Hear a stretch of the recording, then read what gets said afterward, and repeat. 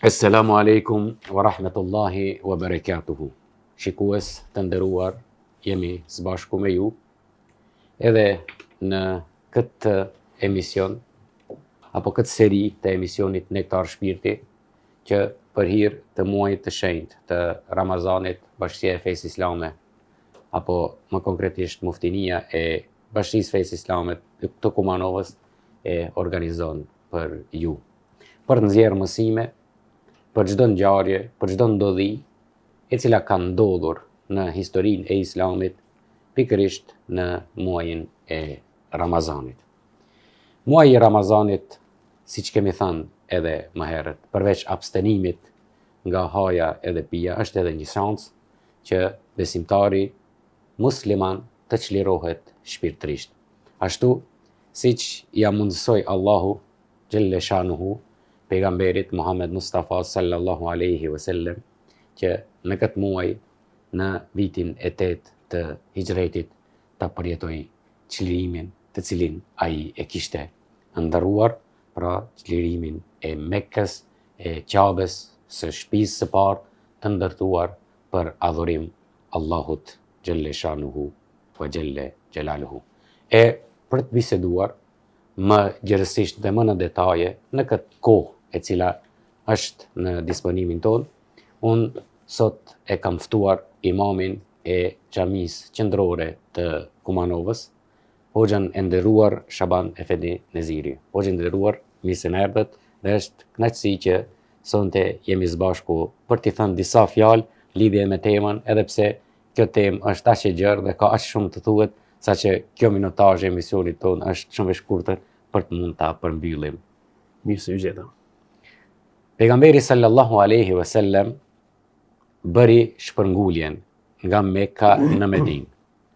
Më konkretisht, u dëbua, mirama, qëllimi i pejgamberit alaihi salatu wasalam gjatë gjithë kësaj periudhe sa qëndroi në Medinë ishte që të bëj konsolidimin e radhëve të besimtarëve, e finalja ishte kthimi dhe çlirimi i shtëpisë së shenjtë të parë të ndërtuar për adhurim në sipërfaqen e tokës, pra Qabes.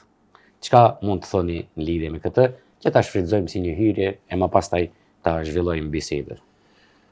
Para se të i themi disa fjalë të rëndësishme të cilat ndërlidhen me ditën e çlirimit të Mekës, bëjmë dua që muslimanët të cilët kanë agjëruar këtë ditë, Zoti inshallah e ban kabul dhe e pranon, dhe inshallah jep Zoti shëndet që vendi jonë dhe rajoni dhe gjithë besimtarët musliman ditët të cilat i kanë ngelur këtij muaji të shenjtë i ka përcjellë si është më mirë. Sa i përket çështjes për të cilën sonte do të flasim, është e vërtetë që gjithë ngjarjet të cilat kanë ndodhur pas migrimit të profetit Muhammed nga Mekka në Medinë kanë çuar drejt një objektivi, i cili ishte çlirimi i Mekës. Dhe çlirimi i Mekës ka qenë një ndër planat të cilat pejgamberi alayhi salatu wassalam herë i ka pas ndërmend, herë i ka pas edhe në ëndër, edhe herë ka synuar vazhdimisht. Sepse ke parasysh ishte i Mekës, doli nga Mekka jo me dëshirën e tij, sepse nuk pati sukses fjala, sepse kriminalët, femohuesit, ato të cilët nuk i linin fjalës lirë, prezencë dhe ekzistencë sociale që të përçohet të tjerët, e penguan pejgamberin alayhi salatu wassalam dhe shokët e tij me çdo formë dhe mënyrë. Dhe pejgamberi alayhi salatu wassalam, siç dihet edhe historikisht, synoi Mekën, Medinën, si një vend i cili është i qetë, si një vend kulturor dhe në të cilën vend edhe intervenoi para se të bëjë emigracion. Dhe jeta e pejgamberit alayhi salatu wassalam në Medinë ishte të thuash një jetë e qetë, po edhe e mbushur me plot rrjedhë dhe ngjarje. Sepse siç dihet historikisht, pejgamberi në Medinë ishte edhe kryetari i Medinës, edhe generali i forcave të armatosura islame, si dhe ishte edhe përgjithësi i saj. Dhe menjëherë pas migrimit pejgamberit alayhi salatu wassalam në Medinë u zhvilluan shumë betejë, të cilat me një dimension ushtarak kishin fitimin në betejë, në dimensionin tjetër kishte që rrjedhët pas luftës të shkojnë në interesin e ardhshëm të çlirimit të Mekës. Dhe siç dihet, pejgamberi alayhi salatu wassalam ka qenë njëri i urtë, i mençur, strateg i thellë, profet i madh, i cili interesimi më të madh në jetën e përditshme, duke qenë si lider i Medinës, ishte që ngjarjet në gadishullin arabik të i çojë drejt në favor të islamit, muslimanëve dhe istarëve dhe sahabëve të cilët e besonin dhe i shkonin pas. Dhe duke qenë në Medinë, ishin disa shenja të cilët nga njëherë paraqiteshin si shenja për fitoren e madhe e madhështore, për çlirimin e Mekës, sidomos marrëveshja e Hudejbijës. Në marrëveshjen e Hudejbijës në vitin e 6 të Hijretit, pejgamberi alayhi salatu wassalam ulet dhe bashkëbisedon kushtet dhe konditat e armpushimit 10 vjeçar mes shtetit të Medinës dhe shtetit të Mekës. Dhe në njërin prej pikave ose kushteve të armpushimit në këtë marrëveshje ishte që të drejtën të futen në aleacion me profetin e kanë të drejtën edhe arabët të cilët janë brenda Mekës edhe jashtë saj. Dhe prej fiseve që u fut në aleacion me pejgamberin alayhi salatu wassalam ishte fisi Khuzaa. Ndërsa të njëjtën të drejtë pala tjetër në kontrat ishin mushrikin ose të pafet, udhëtarët e Mekës, edhe ata kishin të njëjtën të drejtë. Me një kondit ose në të njëjtën, kishin të drejtë që fiset të cilët dëshirojnë të futen në siguri, në marrëveshje, në aleacion me Mekkasit e kanë mundësinë. Dhe fisi ose Benu Bekër ishin këto të cilët u futën në aleacion ushtarak, që i merr përsipër pala Mekkasit të i sigurojë dhe të i ruajë. Dhe mund thuhet në pika të shkurtëra se preteksti i cili ngjalli luftën ose ngjalli betejën, ngjalli planin për çlirimin e Mekës ishte shkelja e njërës pikë prej pikave të cilat e garantonin armpushimin 10 vjeçar mes Mekës edhe Medinës. Dhe pikërisht një natë prej netëve në Mekë mes fisit Bekër dhe fisit Khuzaa ndodh një problem. Dhe fisi Bekër shfryzon momentin që të hakmerret për një hasmëri që e cila ishte edhe para periudhës së profetësisë. Dhe kureshitët duke qenën se fisin Bekër e kishin këto në aleacion, shkuan dhe i ndihmuan me njerëz ushtar dhe armatim. Dhe këto të cilët u vritën të një burimi i njohur në atë vend, ishin nga fisi Khuzaa. Dhe njëri prej tyre eci shumë shpejt drejt në Medinë dhe e raportoi ngjarjen sepse me këtë akt, me këtë shkelje, me këtë tradhti të armpushimit 10 vjeçar, ato ndërtuan pretekstin e çlirimit të Mekës. Dhe i shkoi pejgamberit njëri prej tyre në xhamin dhe i tregoi për rrjedhën e ngjarjes ose rrjedhën e luftës, problemin që ndodhi mes Bekrit dhe Khuzaas dhe furnizimit të kureshitëve të cilët furnizuan Bekrit, fisin Bekër me armatim dhe me njerëz. Dhe mund të thuaj që analitikisht ky është sebebi i cili i dha Muhamedit alayhi salatu wassalam shansin e artë të cilët ai e pritte në çdo ditë, në çdo natë, që të mobilizoj ushtrin drejt çlirimit të Mekës. O nderuar, kemi parasysh faktin se Mekelit dërgojnë kryeparin e tyre Ebu Sufjanin që të hyjnë në negociata për të ripërtrirë beslidhjen e Hudejbijës, të cilën e shkelen, pra siç tham. Po pejgamberi islam asesi nuk pranoi kurfar negociate dhe kurfar bisedash me ta. Interesante është tu me u thënë, sigurisht edhe ju do të thelloheni se të gjithë muslimanat, po edhe vajza e tij, e cila ishte njëra nga bashkëshortet e të dërguarit Muhammed Mustafa sallallahu alaihi wasallam, në asnjë formë dhe mënyrë nuk pranoi negociata për këtë çështje. Edhe pse Ebu Sufjani ishte babai i saj i gjakut, real edhe biologjik. Këtë si do të mund të zbërthejmë shikuesve. Domethënë ai i cili e shkel besën, ai i cili është besprerë, atij nuk duhet të jep shansa e dik për arsye se ai e bën prap. Apo kishte ndonjë synim tjetër. Raporti i sahabëve me pejgamberin alayhi salatu wassalam ishte raport i bazuar mbi besueshmërinë dhe mbi besën e dhënë që do ta dëgjojnë profetin në çdo urdhëresë. Në njërin prej urdhëresave që kishte dhënë profeti sahabëve ishte që mos të pranoj as intervenim, as bisedim për çështjen e thyrjes së kësaj marrëveshje. Sepse synimi i brendshëm i profetit alayhi salatu wassalam ishte çlirimi i Mekës. Synimi i profetit ishte që t'i shpëtoj këta njerëz të cilët janë në Mekë, këtë popull të ngratë që po jeton në Mekë, nën tiraninë dhe ndikimin e despotëve të pamëshirshëm Mekeli, si Ebu Sufjani, Suhejli ibn Amr dhe disa të tjerë të cilët hinë në thojza brenda parisë së Mekës. Dhe kur profeti Muhammed e dëgjon se Ebu Sufjani ka ardhur për ta rivazhduar kontratën e armpushimit, normalisht dikton rregullat e sahabët që mos merret dhe mos përfillet intervenca ose kërkesa e tij. me qëllim që të shfrytëzohet proteksti në mënyrën e plotë për të i dhënë fesë islame edhe një dimension më të gjerë në gadishullin arabik. Se profeti Muhammed alayhi salatu wassalam tamam e ka njohur çështjen se nëse nuk bie Mekka në duart e muslimanëve, të jesh sovran i gadishullit arabik me sovranitet të plotë edhe fetar edhe politik, kjo nuk mund të funksionojë. Dhe Mekkën e shihte edhe si vendlindje, po edhe e shihte si përmes Mekkës mund ta universalizoj thirrjen në Islam. Përmes Mekkës mund të kinj njerëzit grupe në Islam, sepse Mekka dhe Qafja e nderuar ose e ndershme, ajo ka pozitën të gjithë njerëzit, si te muslimanët ka një pozitë, ka një shejtërim, po Mekka e kanë nderuar edhe arabët të cilët ishin profet. Dhe për këtë arsye, intervenca ose bashkëbisedimi e Ebu Sufjanit me Aliun, e me Omerin, e me Fatimën, e disa të tjerë, nuk hasin në një përgjigje pozitive, sepse sahabët ishin të njohur se pejgamberi alayhi salatu wasalam ua kishte ndaluar që dikush të bisedojë rreth kësaj çështje. Dhe shqyr Zoti që nuk u merr në konsiderat, as nuk u përfill intervenca e as kërkesa në xhami e Ebu Sufjanit për vazhdimin e armpushimit, sepse ai tamam e dinte se mushrikinët kishin bërë një gabim të madh, kishin rrezikuar jetën e tyre, kishin rrezikuar tregjet, kishin rrezikuar edhe sovranitetin e tyre në Mekë. Dhe profeti i dashur joni Muhamedi alayhi salatu wassalam shfryzoi momentin në mënyrë të shkëlqyeshme. Dhe mobilizoi ushtrinë dhe u nis drejt Mekës pa treguar objektivin, pa treguar edhe anën përmes së cilës do të shkojë drejt Mekës dhe pa i treguar edhe shokëve dhe komandantëve të afërt të cilët i ka se për ku do të jetë rruga dhe si do të shkojnë. O që ndërruar mu këto desha të ndërlidhem, për arsye se rrjedhja e ngjarjeve është e tillë. Pejgamberi sallallahu alaihi wasallam vendosi që këtë ekspedit, përkundër ekspeditave tjera për cilat ai bënte apel, bënte thirrje publikisht që njerëzit të bashkangjiten, këtë ekspeditën e çlirimit të Mekës e bëri krejt në mënyrë sekrete.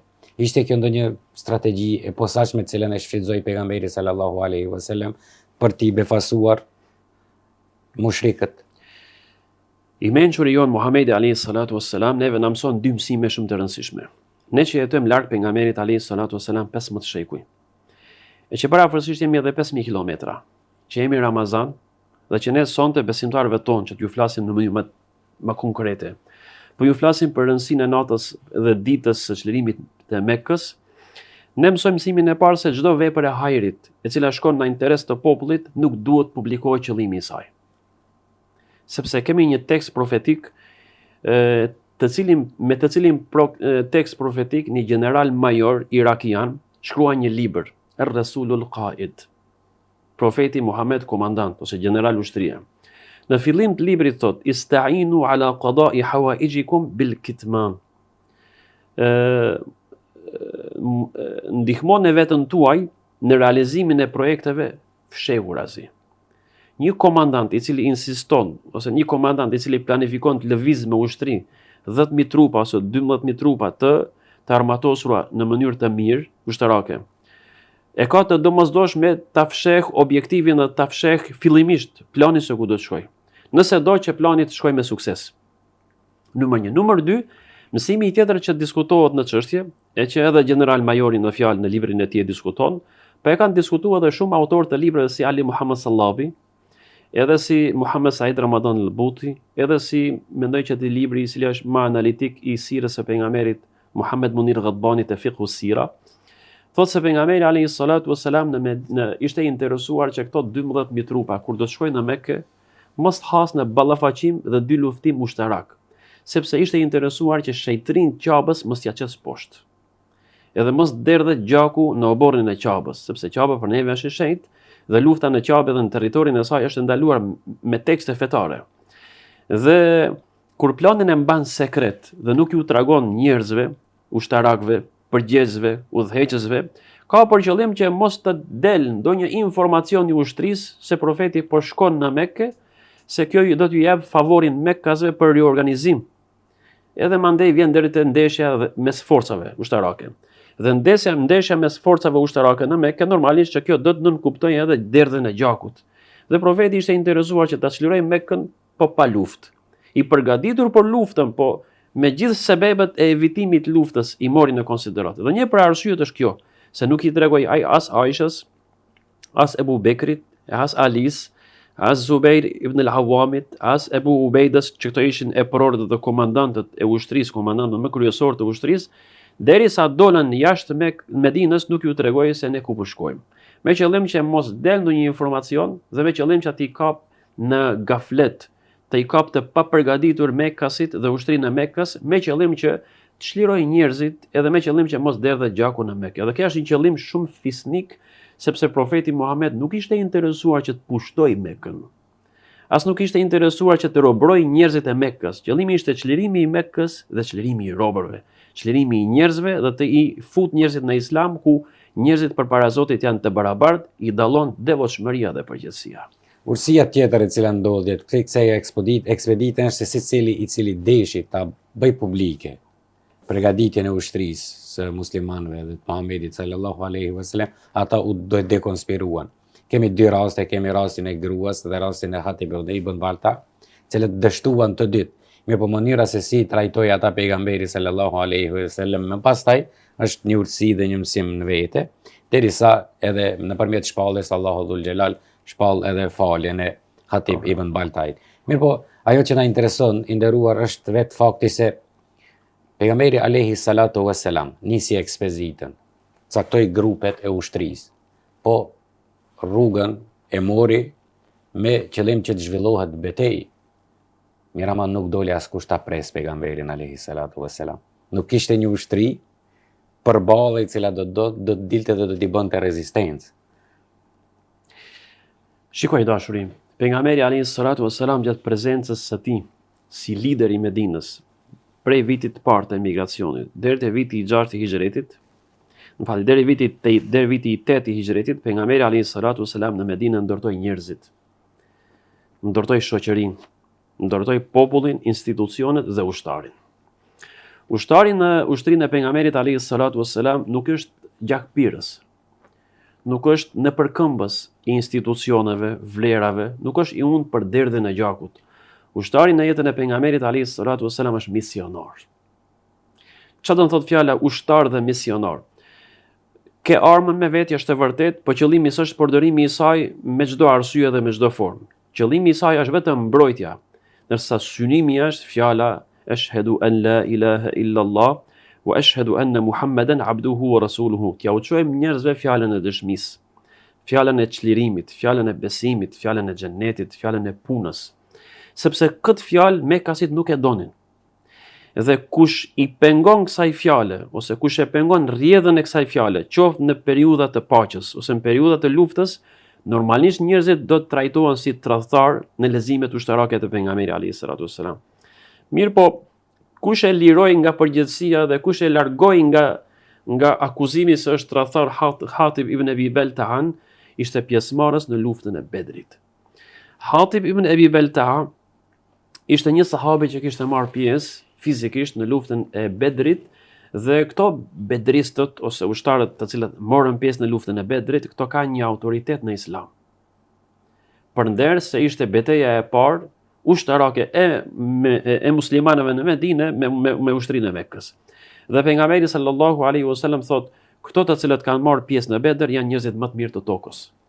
Ashtu si melekët të cilët kanë marrë pjesë në ndihmë të muslimanët ose në krahun e muslimanëve janë melekët më të mirë në qiell, kjo nënkupton që këto të cilët janë ushtarë të Bedrit e kanë një autoritet i cili u ambulon të metën në të ardhmen. Dhe ajo që ishte asistencë e fortë, edhe fetare, edhe ushtarake, e cila diktoi në faljen e këtij problemit, është sepse ishte bedrist. Edhe pejgamberi vile i thot me një moment caktuar edhe Omerit radhiyallahu ta'ala anhu, i cili thot: "Ja Rasulullah, më lejo që ti heki kokën këtij munafiku ose këtij tradhtari." I thot: "Duro pak o Omer, ku e diti se ky është njëri që ka marrë pjesë në Bedër, Zoti ndoshta ja ka fal gabimet e cilat do t'i bëj deri në ditën e fundit të jetës së tij." Dhe kjo neve na tregon se njerëzit në këtë jetë, nëse ka një gabim, por përveç këtij gabimit kanë vlera shumë të mëdha. Një njeri i cili ka marrë pjesë me një luftë te ne ose diku tjetër, dhe pas luftës ka një gabim, falja gabimin. Sepse me marrë pjesë me një betejë, me marrë pjesë me një luftë, kjo është një nder që nuk falet, që nuk shlyhet, që nuk humb, po duhet të kultivohet, të nderohet nga pjesa tjetër e shoqërisë, sepse ushtari i çlirimit, ushtari i çlirimeve, ushtari për interes të vendit, për interes të fesë, është patriot gjithmonë, nuk është patriot vetëm periudhën e luftës. Dhe nga kjo ditë e madhe e çlirimit Mekës, edhe ne mësojmë për gjithë ata të cilët kanë një kontribut fizik dhe ushtarak në ngritjen e vetdijes nacionale dhe shqiptare, në mbrojtjen e vendit dhe territorit të muslimanëve dhe shqiptarëve, për neve janë njerëz dhe figurat më të nderuara. Edhe pse mund të kenë gabime në jetën e tyre, është e vërtetë se janë njerëz, nuk janë profetër, ne duhet gjejmë arsye të I falim, sepse nuk guzojmë të injollosim figurat historike dhe fetare të vendit dhe kombit me arsyen se bëri një gabim. Sepse ne jemi një popull I ndershëm nëse flasim kështu. E feja neve na mëson se një njeri që ka një kontribut ushtarak, I cili kontribut ushtarak I ndihmon një projektit ushtarak me një vit të caktuar, me një territor të caktuar, gjithë pjesa tjetër e shoqërisë ka për obligim të I nderoj. T'ju shpreh lavdin, t'ju shpreh mirënjohjen, t'ju shpreh kontributin, t'ju shpreh gjitha mirënjohjet e cilët ekzistojnë për këta të cilët kanë marrë pjesë në lufta, sepse pjesëmarrja në luftë, ashtu siç është përshkruar edhe për hadithet pejgamberit alayhis salatu wassalam, nëse merr pjesë vetëm në një betejë brenda ditës, kjo koha brenda ditës, brenda betejës, është më e mirë se gjithë donjoja me gjithçka ka. T'jesh mujahid për interesat të vendit, t'jesh mujahid për interesat të gjuhës, të traditës, të fesë, të territorit, të familjes, ti je njeri shumë I madh. Dhe pjesëmarrja jote në këtë betejë të ka dhënë një vlerë tepër të madhe sa në asnjë moment tjetër të jetës ti këto ndjenja s'mund të I nuhatësh ose përjetosh. Dhe pikërisht për kontributin, sakrificën, flijimin, rrezikun për jetën, lënien e familjes, ikja nga përgjegjësitë tjera për nder të vatonit, për nder të shtetit, për nder të fesë, kjo ishte ajo e cila Hatib ibn Abi Baltahas ja fali gabimin. U gjendëruar, ne e dim që ka edhe shumë për të thënë mesazhe, porosie, urtësi, të cilat dalin nga vetë kjo ngjarje, mirë po ne do të përpiqemi shkurtimisht. Pyetja ime do të thonë kishte dy kahje. Kahja e parë ishte falja atyre të cilët tentuan ta dekonspirojnë, ndoshta edhe për hallet e tyre personale, ekspeditën e pejgamberit alayhis salatu wassalam, mirë më pjesa tjetër e pyetjes ishte pse nuk ishte askush që del edhe t'i bëj rezistencë pejgamberit sallallahu alaihi wasallam, edhe ai edhe pse triumfalist, por me modestinë më të madhe hyri edhe çliroi Mekën.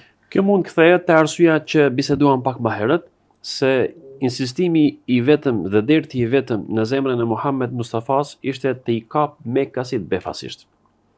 Se kur ushtria kap pjesën tjetër befasisht, këtu evitohet gjakderdhja. Dhe pejgamberi këtë qëllim e realizoi. Ja mundsoi Zotit hi në Mekë pa ndonjë dy luftim përveç kraut, sepse përveç pejgamberi që ishte kryesori ose kryesuesi ose generali I përgjithshëm I gjithë kuadrave dhe skuadrave, brigadave ose ushtarëve, me një anë të tjetër, me një anë prej veriut Mekës hyn Khalid ibn Walidi. Dhe Khalid ibn Walidi has në dy luftim ose has në rezistencë të armatosur të disa mushrikinëve. Thuhet se ka vrarë prej tyre 12, të tjerët kanë dezertuar. Ndërsa krau I ushtrisë që ishte me Zubair ibn al-Awwam dhe me Ebu Ubeiden, këto s'kan pas rezistencë. Dhe pejgamberi alayhis salatu wassalam hin në Mekë me tekbir. Hin në Mekë si çlirimtar I Mekës, po jo si robërues dhe jo si pushtues I saj. Dhe synimi I tij ishte të shkojë në Qabe. Momentin që shkon në Qabe kishte një shkop për dorë, dhe gjithë ato idhuj të cilët I kishte Qabe në brendësinë e saj I hedh për tokë. Dhe bën një rrotullim në Qabe dhe del prej derës. Kur del prej derës, ju shfaqet gjithë njerëzit të cilët ishin në oborrin e Qabës, në oborrin e ndershme të saj. Dhe aty në ditën e parë, më njëherë pas çlirimit, kur vjen Qabja në duart dhe në pushtetin e pejgamberit alayhis salatu wassalam, I dashur jon me shumë maturi, edhe pse komandant, me shumë maturi, mban një ligjërat përpara gjithë atyre të cilët I ka përpara në oborrin e saj, në oborrin e Qabës. Dhe në pika të shkurtra, po I përmendi vetëm disa pika të shkurtra të kësaj ligjërate, I drejtohet masës, duke I thënë që rëndësia çdo vepër e mirë, pasuria dhe njerëzit janë në pushtetin tim. Unë I kalkuloj, unë I gjykoj, unë I pranoj, unë I miratoj. Përveç shërbimit në këtë shtëpi dhe përveç shërbimit të haxhilerëve me ujë zemzemi që ja kishte dhënë familjes Uthman ibn Talhas, të cilat ishin edhe këto përgjithësit e çelësat e derës së qabës, kjo familje i ka pas edhe kjo i ka nga koha e pejgamberit edhe deri sot i ka. Përmendi pejgamberi alayhi salatu wassalam këtë punë dhe përmendi një punë tjetër e cila është shumë e rëndësishme, se vrasja prej këtij momenti e tutje, vrasja me qëllim, vrasësi do të vritet. Vrasja gabimisht, vrasësi gabimisht që ka vrarë një tjetër, duhet t'ja paguaj gjakun familjes së vrarit, dhe gjaku i paguar është 100 deve, 40 prej tyre me fryt në bark. Përmend një punë tjetër që ka qenë tradit në Mekë, sepse kur themi ne ka qenë çlirimtari i Mekës, po vjen një profet i cili do të ndryshojë edhe mentalitetin e Mekës, edhe besimin e Mekës, edhe sistemin e vlerësimeve në Mekë. Do të ngrit një sistem tjetër, një njeri tjetër, në kuptimin e formimit të personalitetit, të ideve, të mendimeve, të përkatësisë, dhe ju thotë që gjithë ato lavdia të cilët i keni thurur ju me zveti, e të cilët kanë qenë trashëgimi kulturore e ignorancës, ato do t'i hedhin poshtë. Edhe citon ajetin e 13 të kapitullin Al-Hujurat, duke i thonë: Ja ayuhan nas inna khalaqnakum min dhakarin wa untha wa ja'alnakum shu'uban wa qaba'ila lita'arafu inna akramakum 'inda Allahi atqakum. O ju njerëz, sa ata i kishte njerëz, nuk ishin hi ende në Islam. Ju thoshte: o ju njerëz, gjithë njerëzimi për origjinë, loza genealogjike e njerëzimit ka një babë dhe një nën. Prej një babës dhe një nënës, Zoti i bëri njerëzit në shumë fise dhe kombe. Po më i miri te Zoti është ai i cili është më i ndershëm në zemër dhe është më i mirë në sjellje. Dhe kjo i ndershëm në zemër, pra frikë, respekti, devotshmëria, ose ndryshe si e kemi edhe nëpër libra devocioni, kjo nuk ka të bëjë me racën dhe etnin. Kjo ka të bëjë me besimin dhe relacionin e njeriu me Zotin. Kush është më i thellë dhe më i mirë në devotshmëri, ai është më i mirë edhe në shoqërinë e Mekkas. Ndërsa pse është njeri rob, ose tjetri është pronar, ose tjetri është Mekkas, e tjetri është i ardhur në Mekë, dikush është periferik, e tjetri është qytetar, këto dallime dhe këto shtresa dhe këto thirrje në sistemin islam të Mekës do të bijnë poshtë. Njerëzit do të vlerësohen te profeti Muhammed prej sot e tutje me bazën e kontributit, me bazën e dijes, me bazën e ruajtjes së vendit edhe shtetit. Këto janë ato vlera për të cilët ne duhet thurim lavdi. Ndërsa lavdit e fiseve, shtreseve të ndryshme, sklavopranarëve, i zoti, i dopti, pranari, robi, këto pejgamberi alayhi salatu wassalam tha këto do t'i hedhin poshtë. Dhe e përmendi pikrisht. Përveç qerve tha, dhe do të shpallim sot amnestinë e përgjithshme, sepse njerëzit të cilët ishin në Mekë nuk dinin se ku strehoheshin kur hyrën 12.000 ushtar. Dhe pejgamberi alayhi salatu wassalam kishte dhënë 3 informacione të rëndësishme. Men dakhala daru Abi Sufjan fa huwa amin. Kush hyn në shtëpinë e Abu Sufjanit është i sigurt, malli dhe jeta e tij. Men aghlaqa alayhi babahu fa huwa amin. Kush hyn në shtëpinë e vet dhe mbyll derën, nuk i reziston ushtrisë islame në Mekë. Në momentin që ajo futet nëpër rrugët e Mekës, se pikë takimin e gjithë ushtrisë e kishin në Safa. Dhe kush hyn në shtëpinë e vet dhe mbyll derën, nuk i reziston, kjo është ajo përgjigje që ju e kërkuat si pyetje, si përgjigje në pyetjen tuaj. Kush hyn në shtëpinë e vet dhe mbyll derën, nuk i reziston ushtrisë islame, është i sigurt. Pa më parasysh deri në këtë moment se cila është biografia dhe veprimtaria e tij. Përjashtim bëjnë disa kriminal të mëdhaj, burra e gra, të cilët nuk i amnestoi, sepse ata kishin bërë gërdira gjatë përshkrimit në jetën e pejgamberit, në nderin e pejgamberit dhe në muslimanët. Këto pejgamberi nuk i amnestoi. Dhe kur u fut pejgamberi alayhi salatu wassalam në Mekë, njerëzit e shihnin edhe si një komandant. Ne e kemi në pikëshikimin tonë si çlirimtar. Po ato të cilët e dinin se çka i kanë bërë pejgamberit shumë vite më herët, e shihnin se do të jetë hakmarrës. Dhe ky i pyeti: "Ma tadhunnuna anni fa'ilun bikum?" Ç'a mendoni ju se do të bëj me ju sot? Ata i thonë: "Akhun karim wa ibnu akhin karim." Ti e vëlla fisnik, djali një vllajt fisnik. Pejgamberi alayhi salatu wasalam tha: "Idhhabu fa antum tulaqa." Shkoni se ju jeni të lirë. Kjo është amnestia. Çdo njeri i cili nuk ka dorë, nuk ka pjesëmarrje direkte në torturimin e njerëzve, nuk ka dorë direkte në krimet mëdha të cilat i ka bën te pejgamberi alayhi salatu wasalam, te familja e pejgamberit, është i lirë. Ne thamë që kjo amnestia e përgjithshme ka pas një përjashtim vetëm disa persona, po disa. Edhe prej tyre me intervencë, dhe prej tyre disa të cilët e pranuan mandej dhe përkatësinë islame, edhe ato i fali. Prap kanë shpëtu. Po, kanë shpëtu. Pejgamberi alayhis salatu wassalam pas gjithë kësaj ekspedite, i mbledh të gjithë njerëzit dhe e mban një fjalim në Qabe. Dhe ati nxjerr disa porosi, disa mesazhe, disa mësime, të cilat është e nevojshme që t'ua zbardhim njerëzve, që t'i kuptojmë cilat janë ato mësimet, cilat i dha pejgamberi alayhis salatu wassalam, prap tu e pas parasysh gjithatë rreth asaj që rreth së cilës po sillemi, domethënë se pejgamberi alayhis salatu wassalam nuk hyri si pushtues dhe si mizor, si satrap në Qabe, por hyri si çlirimtar, në mënyrë që t'i çliroj zemrat e njerëzve nga kufri, nga mosbesimi, nga politeizmi. Ashtu. Ne thamë edhe në fillim që synimi i pejgamberit alayhis salatu wassalam ishte edhe ushtarak, edhe fetar. Te qëllimi ushtarak, pejgamberi alayhis salatu wassalam insistonte ta merr nër kontrollin e tij Mekkën, sepse kjo do t'i toleroj, do t'i mundsoj universalizimin e fesë islame dhe gadishullin arabik, po pak edhe mandej internacionalizimin e fesë islame në botë. Dhe këtë e arriti. Ishte sovrani edhe fetar, edhe politik i gadishullit arabik. Në aspektin tjetër fetar, pejgamberi alayhis salatu wassalam i dha disa mësime të cilët ndërlidhen me Mekkën, territorin e saj. Tha Mekka është territori i shenjtë, është vend i shenjtë i gjithë muslimanëve të dunjos.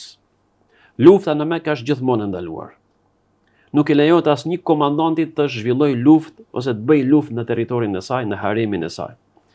Edhe ja ktheu Mekkës pozitën e saj të shenjtë që e kishte para se të vjen, që mos t'i jep pretekst ndaj ushtaraku tjetër në përkohë dhe shekuj që të përdor Mekën për synime të ndryshme ushtarake. Numër 1. Numër 2.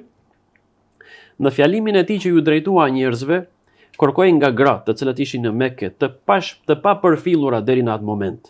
Ju e keni parasysh se pozita e gruas në periudhën e ignorancës nuk kishte ndonjë pozitë, themi, nuk kishte pozitë të ndershme, nuk kishte pozitë të lavdishme, nuk kishte ndonjë krenari të madhe, thjesht shihej gruaja në periudhën e para profetësisë, e para pejgamberisë, gruaja ishte vetëm si shërbëtore pa asnjë të drejtë, kulturore, ekonomike, sociale dhe politike. Me ardhën e profetit Muhammed ndryshoi pikpamja e gruas në jetën e muslimanëve. Dhe pejgamberi alayhis salatu wassalam grave ju mori besë.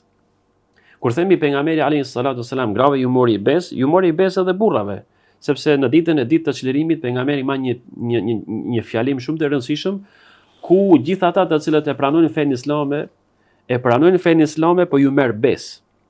Thot, ma jepni besën se do t'jeni të qëndrueshëm, të besueshëm dhe do t'i zbatoni urdhëresat e mia, të cilat do të kërkoj nga ju që t'i zbatoni me përpikmëri.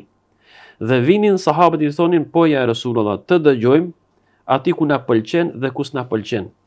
Ati ku kemi mundësi dhe do të orvaten me ati ku s'kemi mundësi, tha pejgamberi alayhis salatu wassalam, qulu mastata'tum. Ju do të ma jepni fjalën se do të zbatoni urdhrat dhe komandën time vetëm nëse keni mundësi. Që mos t'i ngarkojnë njerëzit me më shumë se sa kanë mundësi me bajt përgjegjësi. Dhe grave ju kërkoi përgjegjësi që të i respektojnë burrat e tyre. Mos të i tradhtojnë, mos të pranojnë njërin në shtëpi pa e ditë bashkëshorti, mos të dalin prej shtëpisë pa e ditë bashkëshorti, mos të merren me magji, sepse historikisht magjien gjithmonë e kanë thurur gratë. Dhe pejgamberi alayhis salatu wassalam sikur ishte i interesuar që ta pastroj Mekën edhe nga këto mitologjit edhe legjendat, syri, magjia, sihri, që mos ketë prezencë në jetën e muslimanëve, sidomos në jetën bashkëshortore, sepse në shumicën e rasteve bashkëshortet ndahen midis njërit edhe tjetrën si rezultati i magjisë.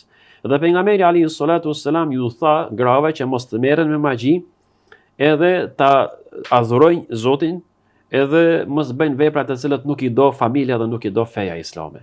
Edhe këto i mori me besë, nuk i mori me dorë, pa i mori me fjalë, sepse pejgamberi ju ka dhënë dorë grave të huaja, po i ka marrë me fjalë, me fjalën e besës, me fjalën e emanetit edhe me peshën e fjalës së zonjës lirë. Dhe pra po e theksojmë se s'kemi mund asgjë të themi, nga gjithë ajo që është si e rëndësishme dhe si historie, si mësim prej ekspeditës së çlirimit të Mekës, mirë po nëse keni edhe ju ndonjë mesazh, ndonjë porosi ose diçka që e shihni të nevojshme që nuk bën pa u thënë në këtë emision, është rasti dhe mundësia. Është e vështirë të thuan gjithë ato mësime, elemente, mesazhe, të cilat i ngërthen çlirimi i Mekës në ngjarjen e vet. Se siç thamë edhe në fillim të prezantimit, çlirimi i Mekës konsiderohet në jetën e profetit edhe në jetën e muslimanëve ngjarja më e rëndësishme. Edhe ngjarja më e madhe e cila i ka ndodhur pejgamberit sallallahu alaihi wasallam. Se pejgamberi alayhi salatu wassalam, duke qenë në Medinë nga dita e parë deri te çlirimi i Mekës, gjithë angazhimet që i kishte, i çonte rrjedhat, angazhimet, i çonte ngjarjet drejt çlirimit të Mekës. Dhe me çlirimin e Mekës, pejgamberi alayhi salatu wassalam nuk jeton gjatë. 2 vite pas edhe jep emanetin e vet. Dhe Allahu xhaleshanu në Kur'an i thot: "Idha jaa nasrullahi wal fath, wa ra'aita an-nasa yadkhuluna fi dinillahi afwajan, fasabbih bihamdi rabbika wastaghfirhu innahu kana tawwaba." Kur vjen ndihmesa e madhe dhe çlirohet Mekka, ti ktheu drejt Zotit. Dhe besimtari musliman, jo në këtë Ramazan, në çdo etapë dhe fazë të jetës, nëse fiton diçka të madhe, duhet të i kthehet Zotit me mirënjohje. Nëse fiton në një arritje akademike, duhet të i kthehet me mirënjohje. Nëse fiton në biznes, duhet të i kthehet Zotit me istighfar dhe mirënjohje, sepse kjo është etika e muslimanit në momentet e çlirimit. Ne duhet jemi çlirimtar jo vetëm historikisht. Çlirimi është karakter i muslimanit që e bart në çdo moment. Në çdo moment duhesh të jesh çlirimtar në familje, ta çlirosh familjen nga zilit edhe nga problemet e ndryshme. Ta çlirosh familjen nga mlefi dhe energjia negative. Po kur je me kolegët në punë, kur je në mjedise të ndryshme, në ambiente të ndryshme sociale, besimtari musliman nga çlirimi i Mekës e merr nektarin e çlirimit, e merr atributin e çlirimit, përgjegjësinë e çlirimit, sepse ne duhet të jemi çlirimtar në secilin në vendin e vet, në punën e vet, në mundësitë e veta. Po që ndëruar mund nuk më vetë asgjë tjetër përveç se t'ju falenderoj që ishit sonde bashkë me mua. Ishte kënaqësi vërtet që t'i bisedojmë dhe të mbejmë disa mendime dhe ide në lidhje me këtë ngjarje kaq të rëndësishme. Zoti ju shpërbleft dhe u shkruft ibadet inshallah këtë kohë që e kaluam së bashku në këtë muaj të shenjtë të Ramazanit. Kurse juve shikues të nderuar, ju falenderoj për vëmendjen me të cilën na ndoqët, duke ju ftuar që t'jeni edhe në emisionet e radhës të edicionit të emisioneve Nektar Shpirti të Muftinisë së Kumanovës të Bashkisë Fesë Islame. Mbeteni të përshëndetur. Assalamu alaikum wa rahmatullahi wa barakatuh.